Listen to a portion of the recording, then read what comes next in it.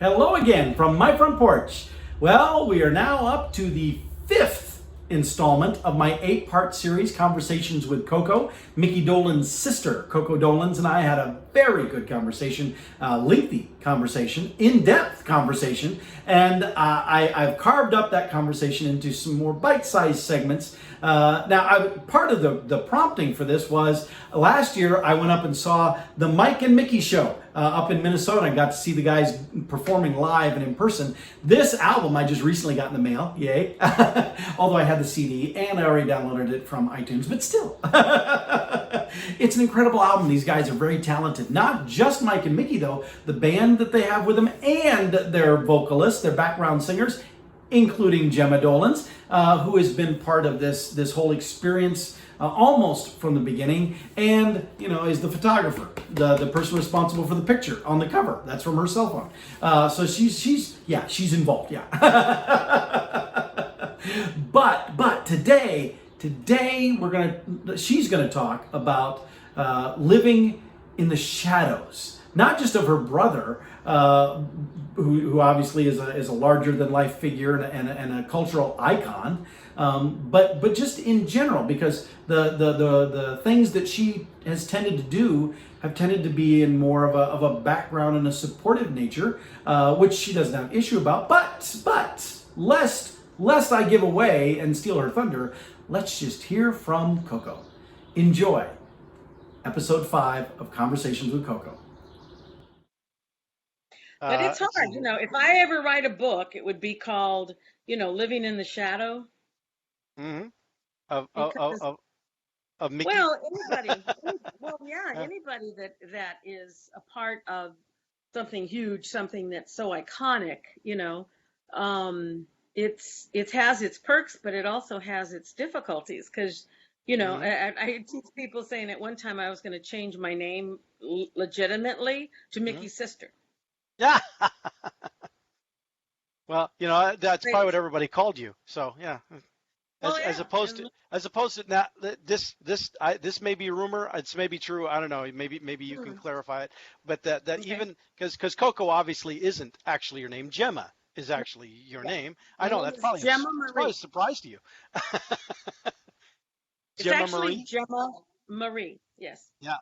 But now the Coco, I read somewhere that actually is an abbreviation of a nickname that maybe Micky gave you when you were very little, Coco Sunshine. That Okay. So, that's partially true. I was very little, and as you saw in that picture before, blonde and mm, cutesy, and and yeah. I was just this little thing. So the name Gemma didn't seem to fit well with certain family members. It was like this name Gemma I was actually named after my father's mother, who Oh. was killed in World War One. Mm, They lived up in northern Italy. Okay, so if you do your history, you know that whole place was a yeah. mess, right? That was a bad So she place. died in that. So that was a bad place to be.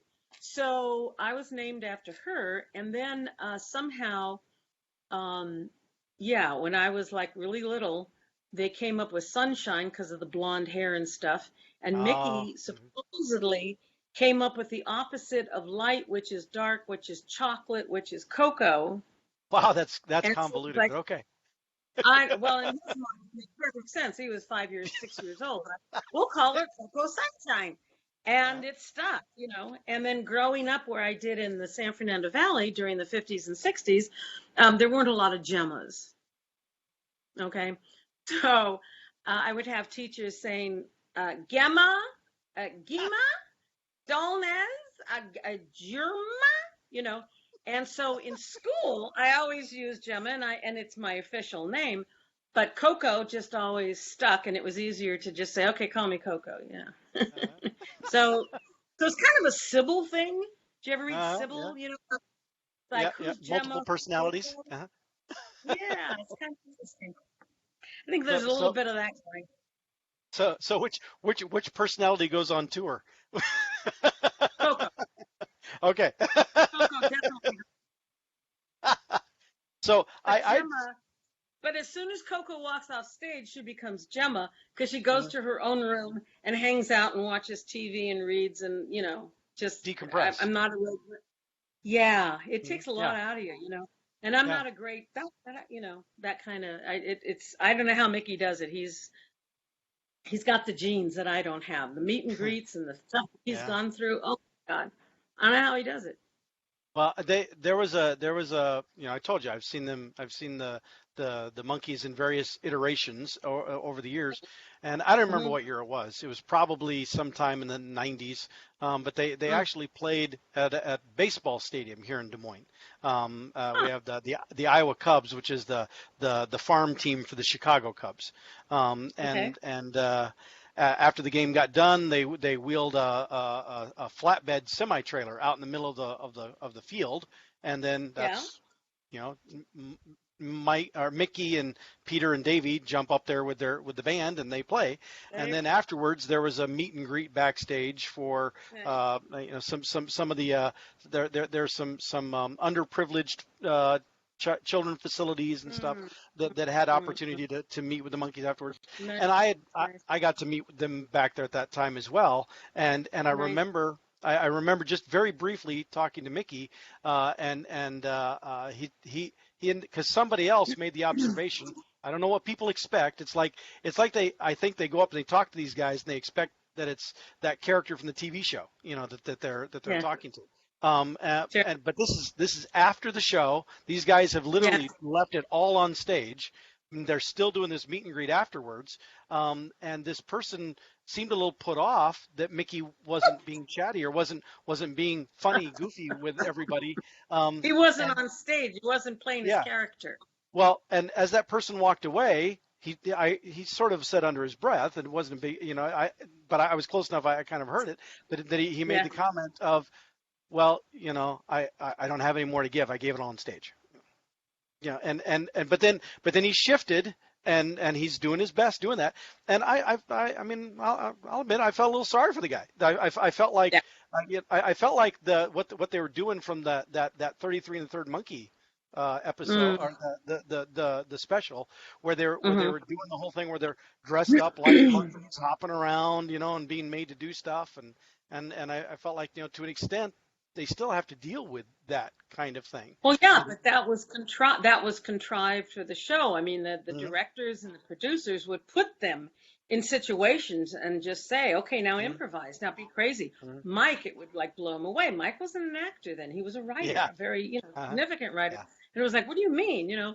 And you're right, but I think of the people that I've met, celebrities, actors, musicians, and everything, you have your persona and your Hmm. acting persona and your Yep. your physical or your whatever, and but you're just like a regular person that goes home and feeds the Hmm. dog, Yeah. and pays the rent. you know um and it's sad because they think they're going to be the exactly the same as the Yeah. character, and he can be very funny. I Hmm. mean, that's he Hmm. played himself. I mean, he was very, spontaneous and all that Yeah. stuff. But if you try to be that 24/7, yeah, Oh, it's, yeah. it's just too Kill much. you. And It sometimes you kill you. just want to be yourself. Yeah, Yeah. yeah, But absolutely. I again, I don't fault him for the kind of the passing comment he made, and I didn't get the impression he was being inconsiderate or anything. I mean, I No. think to a degree he was a little. I think he felt a little bad that he wasn't Mm, giving that person what they wanted, but he's like, I yeah, don't have anymore. I've tapped out. yeah. I've Well, you know there's and the thing, Paul. It's like, do you like me as the character? Do you like me as who I am? hmm. And they're two different things. And yes, he can be Yep. funny, and yes, he can be all of that. We all can. Hmm. But there comes a time where you're just like, you're not on. We call it be just Yeah. you're on, Yeah. and it's like, hey, how you doing? And blah blah blah, Hmm. right? And Hmm. sometimes you're just tired and you want to go to bed. You've Hmm. done your performance, you know, and I'm sure if you met some celebrities, just at, in a casual thing, I don't Hmm. care how funny they are or who they are, they're just going to be normal people. Yeah. They're not performing, Hmm. they're not performing. I mean, I remember Mickey was very dear friends with Harry Nielsen, Yep. right? Yep. And we visit him so often. And, Harry was afraid to actually perform live with people and stuff. He was very shy. But what a brilliant what a brilliant guy. But you go to meet Harry, and he's just Harry. He's just a person. You know, Mickey lived next door to Alice Cooper, Hmm. whose real name is Yeah. Vincent, right? He's as normal as you or I. Yeah. He's as Yeah. normal as you or I. Well, But people, I love the story about Mickey and Alice Cooper, and and folks, guys like that, all being part of the softball team. The Hollywood yes, Vampires absolutely, that turned into a drinking absolutely. club, but still, the idea of Micky Dolenz, that people think of from the Monkees, and Alice Yeah. Cooper, and a list of others, and they're all on the same softball team.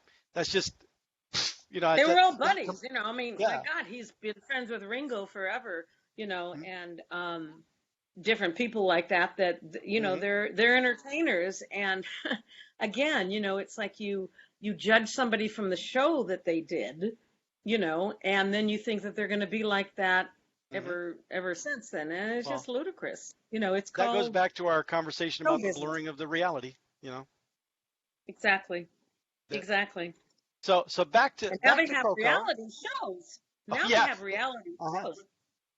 But what's really funny is the reality shows are probably they're probably more fake than the Monkees TV show was. Oh yeah. Um, Well, yeah, they're contrived. They're absolutely contrived.